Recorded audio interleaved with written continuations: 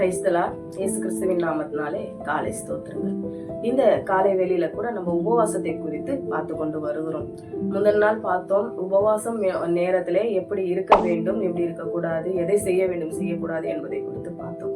இன்றைய தினத்திலும் எது உபவாசம், எப்படி உபவாசித்தால் கர்த்தர் அதை அங்கீகரிக்கிறார் என்பதை குறித்து தான் இன்றைய தினத்துல நம்ம பார்க்க போகிறோம். ஏசாயா 58ஆம் அதிகாரத்துல ஒரு சில விஷயங்களை உங்களுக்கு நான் பகிர்ந்து கொள்ள விரும்புகிறேன். மனுஷன் தன் ஆத்மாவை ஒடுக்குகிறதும், தலை வணங்கி நாணலை போல ரட்டையிலும் சாம்பலிலும் படுத்து கொள்ளுகிறதும் எனக்கு பிரியமான உபவாச நாளா இருக்குமோ? இதையா உபவாசம் என்றும் கர்த்தருக்கு பிரியமான நாள் என்றும் சொல்லுவாய்? அக்கிரமத்தின் கட்டுகளை அவிழ்க்கிறதும், நுகத்தடியின் பிணையல்களை நெகிழ்கிறதும், நெருக்கப்பட்டு இருக்கிறவர்களை விடுதலையாக்கி விடுகிறதும், சகல நுகத்தடிகளையும் உடைத்து போடுகிறதும், பசி உள்ளவனுக்கு உன் ஆத்மாவை பகிர்ந்து கொடுக்கிறதும், துரத்துண்ட சிறுமையானவர்களை வீட்டிலே சேர்த்து கொள்ளுகிறதும், வஸ்திரம் இல்லாதவனை கண்டால் அவனுக்கு வஸ்திரம் கொடுப்பதும், உன் மாம்சமானவனுக்கு உன்னை ஒழிக்காமலும் இருக்கிறதும் அல்லவோ எனக்கு உகந்த உபவாசம். எவ்வளோ காரியங்களை குறித்து சொல்லப்பட்டிருக்கிறார் இல்லையா? நிறைய விஷயங்கள் இதுல ஒரு 10-15 விஷயங்கள் வரைக்கும் இதுல நமக்கு சொல்லப்பட்டிருக்கிறது. நம்ம எப்படி உபவாசிக்க வேண்டுமா, நம்ம உபவாசிப்பதற்கு முன்பதாக இப்படிப்பட்டதான தகுதிகள் எல்லாம் நமக்குள்ள இருக்கும் பொழுது நம்ம போய் முழங்கால் படியிட்டு ஆண்டவரை நோக்கி கூப்பிட்டும் போது என்ன பண்ணுவாரு? நமக்கு மறு உத்தரவு கொடுப்பாரு. ஆனா நம்ம எப்படி இருக்கிறோம்? சுயநலமான ஒரு வாழ்க்கையை வாழ்ந்து தேவ சமூகத்துல உட்காரும் போதுதான் நம்மளால என்ன பண்ண முடிய மாட்டேங்குது? ஜெபத்துக்கு தாமதமாகிறது, நிறைய தடையாகிறது. அவர் என்ன கேட்கிறாரு?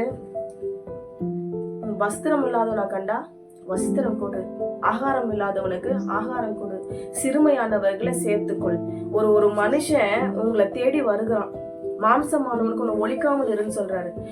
தனக்கு ஒரு அவசரம், ஒரு ஆபத்து, ஏதோ ஒரு பணமோ இல்ல ஏதோ ஒரு பொருளோ உங்களிடத்துல தேவைப்படுகிறது, உங்களை நம்பி உங்களிடத்துல வருவாங்க. நீங்க போனா கிடைக்கும், கட்டாயம் கொடுப்பாங்க சொல்லி உங்களை தேடி ஓடி வருவாங்க. அந்த நேரத்துல நீங்க என்ன பண்ணுவீங்க? இருந்தாலுமே கூட இல்லை, என்கிட்ட இல்லை அப்படின்னு நம்ம மறைப்போம். ஆனா அவங்க நம்மளை நம்பி வந்திருப்பாங்க, அவங்களுக்கு ஒரு அவசரமான ஆபத்தான நிலைமையா இருக்கலாம். அப்ப நம்ம என்ன பண்ணுவோம்? ஒழிச்சுப்போம். எங்கிட்ட இருந்துமே இல்லை அப்படின்னு சொல்லி அவங்களுக்கு நம்ம சொல்லுவோம்.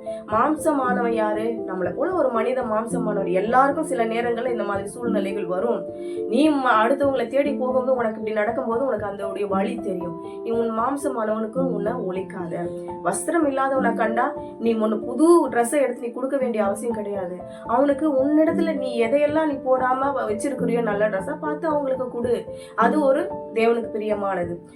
பசி உள்ளவனுக்கு ஒரு ஆகாரத்தை கொடு. ஒண்ணும் இல்ல, நிறைய பேர் இந்த மாதிரி நாட்கள்ல நான் 2 வேளை சாப்பிட மாட்டேன், ஒரு வேளை சாப்பிட மாட்டேன், உபவாசம் உண்டு, ஒரு வேளை 2 வேளை. அப்படியா நீங்க சாப்பிடாம இருக்கிற அந்த உணவை பாசல் கட்டி நீங்க போகிற வழியில இருக்கிற ஏழைகளுக்கு, பஸ் ஸ்டாண்ட்ல இருக்கிறவங்களுக்கு எல்லாம் உங்க ஆகாரத்தை கொடுத்து பாருங்க. நீங்களும் சாப்பிட்ட மாதிரி திருப்தியா இருப்பீங்க, அவங்களும் சாப்பிட்டு உங்களை மனதார வாழ்த்துவாங்க.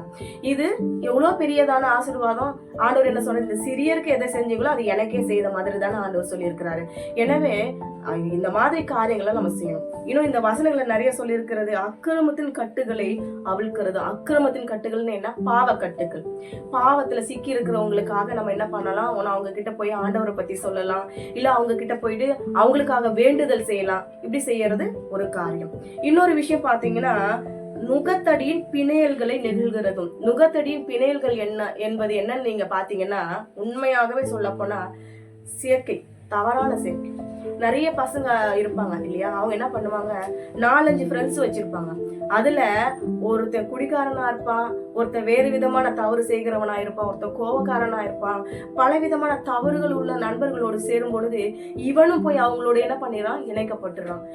அவங்களோடு பின்னி பிணைஞ்சு ஒரு நண்பனா மாறி இவனும் அந்த பாவத்துக்கு அடிமையாயிடுறான். அதுல இருந்து நம்ம அவங்கள என்ன பண்ணணும்? அப்படிப்பட்டவங்களுக்காக ஜெபிக்கணும். நம்ம நமக்காகவே ஜெபித்து கொண்டு இருக்கிறோம்.